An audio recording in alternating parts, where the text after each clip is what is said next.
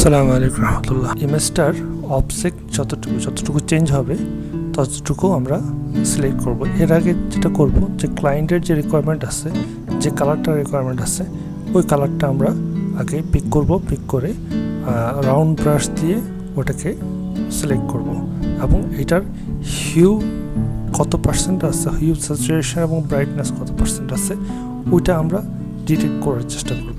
চলেন আমরা অবজেক্টটাকে আগে সিলেক্ট করি। অবজেক্টকে সিলেক্ট করার জন্য আমরা সিলেকশন টুলে যাব। এখানে অবজেক্ট সিলেকশন আছে, যেটা সিলেকশন করার পরে অ্যালগরিদম নিজে থেকে যতটুকু অ্যালগরিদম ডিটেক্ট করতে পারে ততটুকু অবজেক্টকে সে সিলেক্ট করতে পারে। এবং তারপর আমরা যেটা করতে পারি, যেখানে সিলেকশন হয় নাই, যেটুকু বাদ গেছে, সেটাকে অল্ট ধরে সিলেকশন টুল নিয়ে ওই জায়গাটাকে আমরা সিলেক্ট করে নিব। আমরা আস্তে আস্তে সিলেক্ট করছি এবং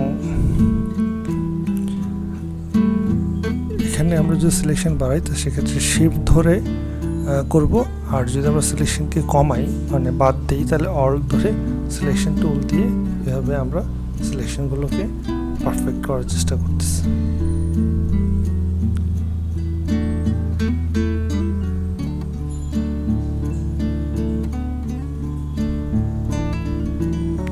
মোটামুটি আমাদের হয়ে গেছে। নিচের পার্টটাকে আমরা শিফট ধরে সিলেকশন টুল টেনে ওটাকে আমরা শুধু সোফার যে গতিটা আছে ওইটুকুকে আমরা নেওয়ার চেষ্টা করব।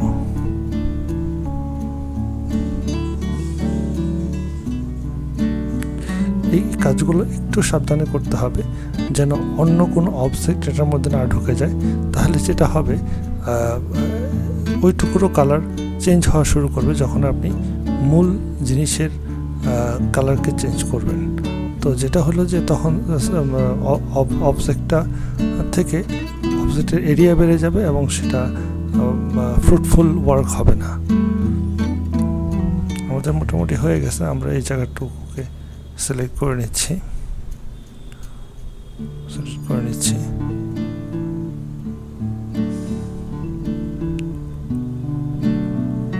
সবচেয়ে গুরুত্বপূর্ণ জিনিস হচ্ছে যে আসলে আমার অবজেক্টটা বুঝতে হবে যে কোনটা আমার অবজেক্ট, আমি কোনটুকুকে চেঞ্জ করব। আর এই জিনিসটা খুব সাবধানে করতে হবে। একটু আমাদের গুরুত্ব দিতে হবে যে আমরা কোনটুকু নিয়ে কাজ করব, এটা খুব বোঝা খুব জরুরি। এখন আমরা ওই লেয়ারটাকে ধরবো এবং এটা মাস্ক করে নেব। উপরের লেয়ারটা মাস্ক লেয়ারটাকে ধরবো, মাস্কিং করার লেয়ারটাকে ধরবো। ধরে আমরা এখান থেকে একটা হিউ স্যাচুরেশন লেয়ার নেব, যেটা শুধু ওই মাস্কের লেয়ারের মধ্যে কাজ করবে। যে সিলেক্ট হয়ে গেছে। চলুন আমরা চলে যাই। এখন দেখি আমরা যে সিলেক্টেড কালারের হিউয়ের পার্সেন্টেজটা কি আছে। 120, 160। তো আমরা এটা লিখে নিব কাজের সুবিধার জন্য।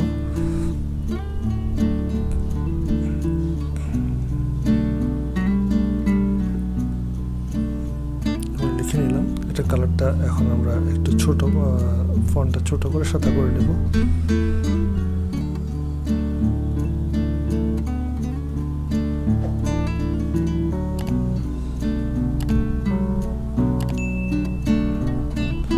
সেন্টার লাইন করলে দেখতে ভালো লাগবে।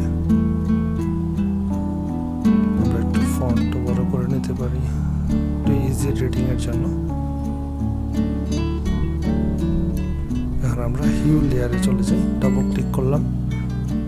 ডাবল ক্লিক করে ওই কালারটাকে আমরা দেখব যেটার কি আছে, হিউ কি আছে, আর আমাদের এখনকার কালারের হিউ কি আছে।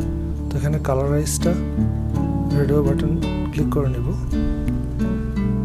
এবং এটাকে আমরা 120-এর দিকে হিউ যেটা আমরা 120-এর দিকে আগাইতে শুরু করলাম।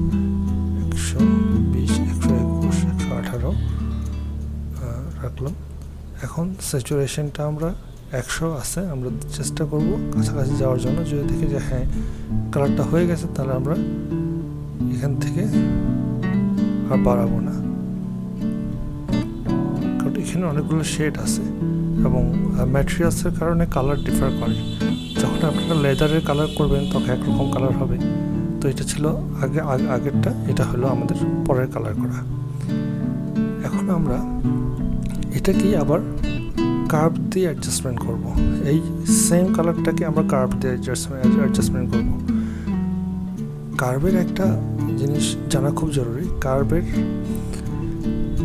কার্ভের দুইটা জিনিস আছে, টপে ব্ল্যাক ডিপ আর বটমে লাইট, আবার রাইটে ডিপ, লেফটে ব্রাইট। এই জিনিসটা বুঝতে হবে। এবং এখানে তিনটা কালার আছে, রেড, গ্রিন, ব্লু।